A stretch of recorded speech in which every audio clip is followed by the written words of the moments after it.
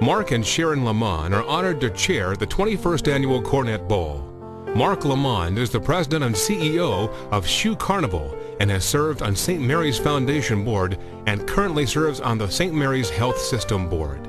He and his wife Sharon live in Newburgh with their son Morgan. I had no idea what was involved in the whole process of trauma. I immediately thought of an emergency room. It's so much more than an ED or emergency department process. It involves neurosurgeons, it involves orthopedic surgeons, it involves nurses, it involves people involved in rehabilitation. It even involves the clergy from a pastoral care. It totally amazed me that every function within the hospital was included in this thing called trauma care. I grew up 2 blocks from St. Mary's, lived there until I got married. I was born at St. Mary's. My older brother and sister were both born there. So my family especially has this great comfort level with St. Mary's. The fact that they are now a level 2 trauma center just seems natural. It's such a comfort to all my family, all Mark's family, all our friends that is there for us. Hopefully we'll never need it, but it's just good to know that there's something like that in Evansville, that we can depend on them, as I always have. Mark and I are honored to chair this event that honors the St. Mary's Trauma Center. And you're about to see a video of a 16-year-old girl who was terribly injured in an automobile accident. And this kind of hits home for Mark and I because we have a 15-year-old son who's going to be driving next summer. And the thought that this could possibly happen to him or his friends or his teammates or anybody's child or anybody's family member is really close to our heart now that we know more about the trauma center. I was at a friend's house and we were about to leave because she was staying the night with me that night. And it had been raining all day and it had just stopped. The roads were still wet. And we got in my car and started traveling down Airline Road behind County High. And we got about halfway down the road and I don't know if it was water or what we hit, but we hit some object in the road. And my car started fishtailing. And my side, I held on tight to the steering wheel and told her to hold on. So we were about to flip. I knew I couldn't control it, and my side of the car went off into a ditch and smashed up against it. And I remember flipping like over and over, watching ground, sky, ground, sky. I remember when we stopped flipping, I could feel like the seatbelt, how tight it was. And my legs was hanging out of the car from my waist down was out, and the rest of me was inside. Hey, this is 911. Where's your emergency? Yeah, I live at 8612 Airline Road. I'm exactly 3.5 miles off 41. Somebody just flipped the car right across from my road. Okay. Is there any injuries? Do you need an ambulance? I just bring them in the car. I'll get them on the way. Right. Can you tell me how many's hurt? Oh my God. Oh my God, hurry up. All right, we're getting them on the way. Stay on the phone. Don't hang up, okay? Don't hang up. Hi, I got your hand, okay? Oh my God. Hey, I got 911. They're on the way. I kneeled down to talk to her, and she was in pretty bad shape. She said, please stay with me, please stay with me. So I just stayed there with her, and she started crying, and a friend was crying, and it kind of tore me up. And I just hated to see somebody so young with their whole life in front of them, you know, laying there in the situation that they was in. And I just hope and pray that I never have to see anything like that again.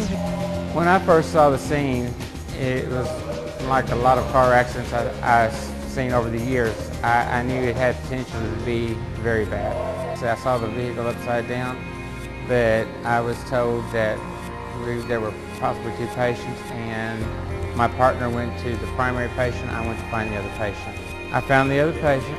I transferred her care to another ambulance crew where they continued that care and assessed the patient further. By the time I got back with my partner, the patient had been moved from the actual car to the ambulance, and care had been started, and my partner looked at me and said, "I am ready to go to the hospital." When I arrived on scene, I remember pulling in and lights everywhere, didn't know what to expect. I ran up to the car was upside down on its top, and Della, the other little girl, was on a landing. She was on the stretcher. They put her back on the stretcher, and then they was coming out with Cassie, and you know, the whole world was upside down then. And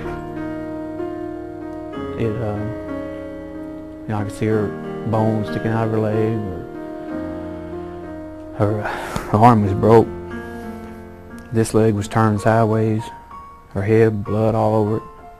I couldn't see the belly part at that time. I didn't know what kind of ab injury she had. But I'd ran up to her and she had told me. She had said, "Dad, I'm sorry." I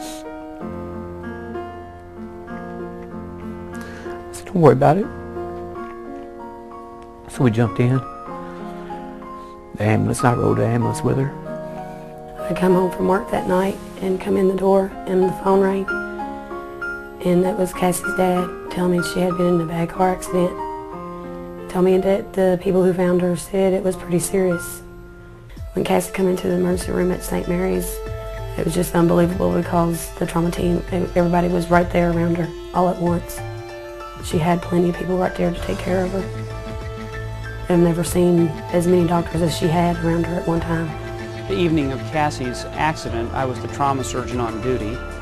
When the page went out for the 911 trauma, I was in the ER waiting on her arrival. We knew that she had injuries to her chest and to her abdomen, and it was our job within the next 2 to 3 minutes to determine what things were life-threatening. After a brief time period, I was able to complete a thorough examination, review the data, and also review all the CT scans. And it was at that point I determined she needed immediate and urgent surgery. I remember Dr. Burry, actually, he came out. He had talked to me just a brief second, said she's bad. You know, she's her aorta. She's got to go immediately to surgery. She's losing blood. Whatever we got to do, let's do it. Cassie's injuries included facial lacerations, a collapsed lung, a spine fracture, a tear in one of the large vessels supplying blood to her heart, a kidney injury, both thigh bones were broken, and her left arm was broken. She also had significant internal injuries to her abdomen. Although I'm comfortable doing trauma surgery, I knew that I needed some assistance from one of my vascular trained partners, and that's when I called Dr. Shinnerl. From her CAT scans, we could see that she had a tear on the inside of her abdominal aorta, the largest artery in the body. Our concern with that is that the injury may lead to an occlusion of that artery, which would put her at risk of severe complications and possibly even death. In the operation, we exposed her abdominal aorta. We controlled the aorta above and below the area of injury to get rid of the blood flow while we worked on the artery. We opened the artery up and identified the area that was injured and repaired it surgically. And then we closed the artery, and she did well after that from our vascular standpoint. After about 6 hours in the operating room, we were able to complete all of the repairs that were life-threatening. That included, of course, repair of the abdominal wall, which had been divided and devascularized. We were able to repair the aorta. We were able to place a chest tube for injury to her chest, and we were also able to have Dr. Gable assist with debridement and closure and repair of the femur fractures.